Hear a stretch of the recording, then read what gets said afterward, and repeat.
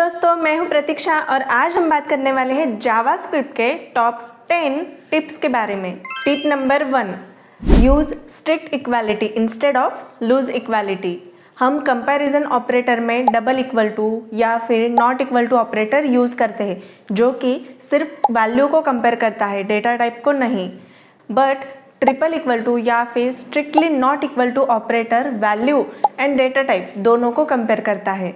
तो इसलिए अगर हमें वैल्यू एंड डेटा टाइप दोनों को कंपेयर करना हो तो स्ट्रिक्ट इक्वालिटी यूज़ करनी चाहिए। Tip number 2, use semicolon for line termination. Semicolon add ना करने से हमें कोई एरर मैसेज या वार्निंग नहीं मिलती, क्योंकि जावास्क्रिप्ट खुद से ऑटोमेटिकली सेमीकोलन लाइन के एंड में ऐड कर देता है।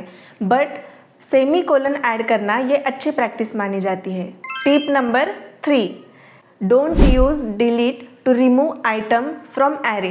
अगर हमें एरे में से किसी आइटम को रिमूव करना हो तो डिलीट की जगह स्प्लाइस मेथड यूज़ करो, क्योंकि डिलीट से आइटम एरे में से रिमूव होने की जगह वो अनडिफाइंड से रिप्लेस हो जाता है।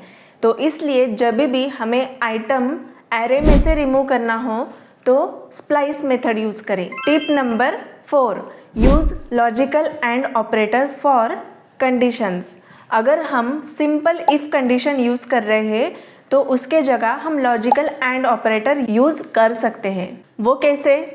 तो देखो, यहाँ पर आपको स्क्रीन पर एक इफ़ कंडीशन दिख रही होंगी, तो उसके जगह हम सिंपली एंड ऑपरेटर यूज़ कर सकते हैं, कुछ इस तरह से। ये सेम ही वर्क करता है। टिप नंबर 5, यूज़ लॉजिकल और operator to set default value. अगर वेरिएबल में फॉल्सी टाइप की वैल्यू हुई, जैसे कि अनडिफाइंड, नल, ज़ीरो, फॉल्स या फिर एम्प्टी स्ट्रिंग, तो उसकी जगह हम और ऑपरेटर यूज़ करके उस वेरिएबल में डिफ़ॉल्ट वैल्यू सेट कर सकते हैं।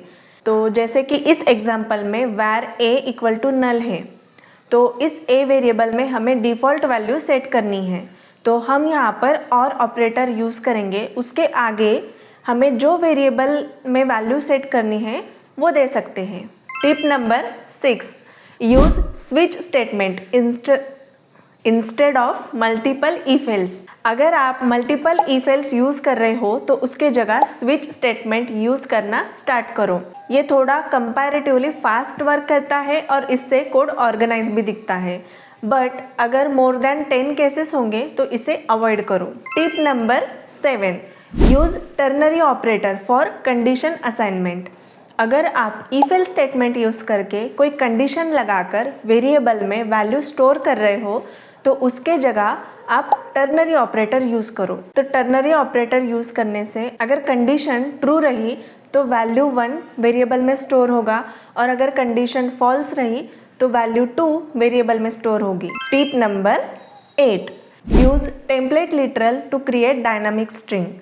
अगर आप प्लस ऑपरेटर यूज़ करके मल्टीपल स्ट्रिंग को कॉन्केटिनेट कर रहे हो तो उसके जगह आप टेम्पलेट लिटरल यूज़ करना स्टार्ट करो।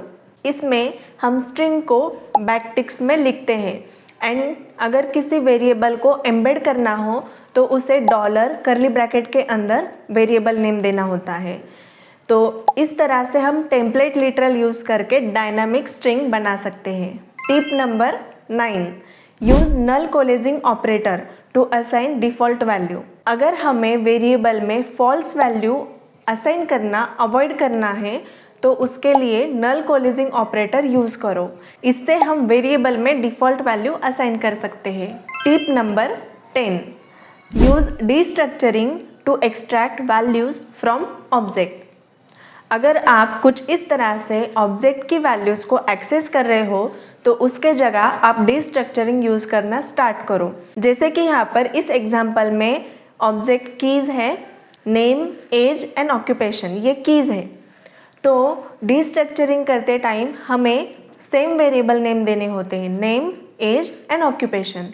तो इस तरह से नेम की वैल्यू नेम वेरिएबल में स्टोर होगी, एज की वैल्यू एज वेरिएबल में, एंड ऑक्यूपेशन की वैल्यू ऑक्यूपेशन वेरिएबल में स्टोर होगी। तो इस तरह से डीस्ट्रक्चरिंग वर्क करता है। आई होप आपको ये जावास्क्रिप्ट के टॉप 10 टिप्स अच्छे से समझ आए होंगे। इसे यूज़ करना स्टार्ट करो, एंड अगर आपको कोई भी डाउट हो तो कमेंट सेक्शन में शेयर करना मत भूलिए। तो वीडियो अच्छा लगा हो तो वीडियो को लाइक करो, शेयर करो, सब्सक्राइब करो। तो अब मिलते हैं अगले वीडियो में। Till then be happy, keep learning.